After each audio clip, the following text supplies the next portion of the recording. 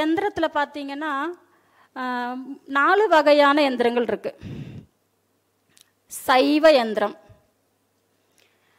சைவ யந்திரம் அப்படின்னா சிவ தத்துவம், சிவனை மட்டுமே உள்ள யந்திரங்கள். உதாரணம் மிருத்யுஞ்சயம், வீரபத்ரம், இதெல்லாம் வந்து சிவனை குறிக்கக்கூடிய யந்திரங்கள். அதில் கண்டிப்பாக சிவ பீஜியம் இருக்கும். 2வது வைணவ யந்திரம், அது வந்து விஷ்ணு சங்கல்பம். அப்போ இதில் வந்து பார்த்தீங்கன்னா ராஜகோபாலம், வித்யா ராஜகோபாலம், நாராயண யந்திரம் அப்படிலாம் வரும். விஷ்ணு சங்கல்பத்தில் வரக்கூடிய யந்திரங்கள் எல்லாம் இதில் வரும். அதுக்கப்புறம் தேவி யந்திரம், சாத்வ யந்திரம், அதில் தான் இந்த தசமகா வித்தையில் உள்ள தேவிகளோட யந்திரம் இருக்குது. எல்லா தேவியோட யந்திரமும் தேவி யந்திரம். அப்போ 3 வகையான யந்திரங்கள் நமக்கு தெரியும், சைவம், வைணவம், சாத்வம். இது இல்லாமல் நானா யந்திரங்கள் ஒன்று இருக்குது. இந்த நானா யந்திரங்கள் இந்த 3லையுமே படாது.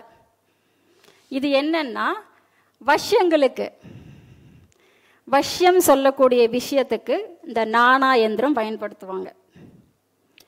ஆண் வஷ்யம், பெண் வஷ்யம், தொழில் வஷ்யம், இதெல்லாமே வஷ்ய யந்திரங்கள். அது நானா யந்திரங்களில் வந்துடும். இந்த 3 தேவதைகள் சங்கல்பம் இல்லாமல் அல்லனா இந்த 3 தேவதைகளில் கூட்டுகளோடு சேர்த்து வரக்கூடிய யந்திரம் தான் நானா யந்திரம் சொல்லுவாங்க. இப்போ இந்த நானா யந்திரங்கள் தமிழ்நாட்டில் யாரும் யூஸ் பண்ணுறது இல்லை. சைவம், வைணவம், சாத்வீகம் அது ஓரளவுக்கு எல்லாருக்குமே தெரியும். நானா யந்திரங்கள்ங்கிறது வந்து கேரளாவில் தான் யூஸ் பண்ணுவாங்க. ஆனால் அது நல்ல முறையில் தான் யூஸ் பண்ணுறாங்க. எல்லாரும் கொஞ்சம் வஷ்யம் சொன்னதுமே பயந்துக்கிறாங்க. ஐயோ, வஷ்யம்ங்கிறது வந்து ஏதோ கெடுதல் அப்படின்னு நினைக்கிறாங்க. அப்படிலாம் கிடையாது. வஷ்யம் சொல்லக்கூடியது ஆகர்ஷண சக்தி. ஒரு ஆணாக இருந்தால் பெண்ணை வசீகரிக்கலாம். அது நல்ல விஷயத்துக்கு தான் யூஸ் பண்ணணும். இதெல்லாம் எதுக்கு யூஸ் பண்ணுவாங்கன்னா, கணவர் மனைவி, காதலர்கள், நமக்கு இப்போ நிறைய அதானே வருது. ஜோதிடர்களுக்கு லவ் ஃபெயிலியர் வருது, இல்லைன்னா கணவர் வந்து மனைவியை வந்து உதாசனப்படுத்துகிறாங்க, சேர்த்து வைங்கன்னு வருவாங்க. இவங்களுக்கெல்லாம் நம்ம வஷ்ய யந்திரங்கள் கொடுக்கலாம்.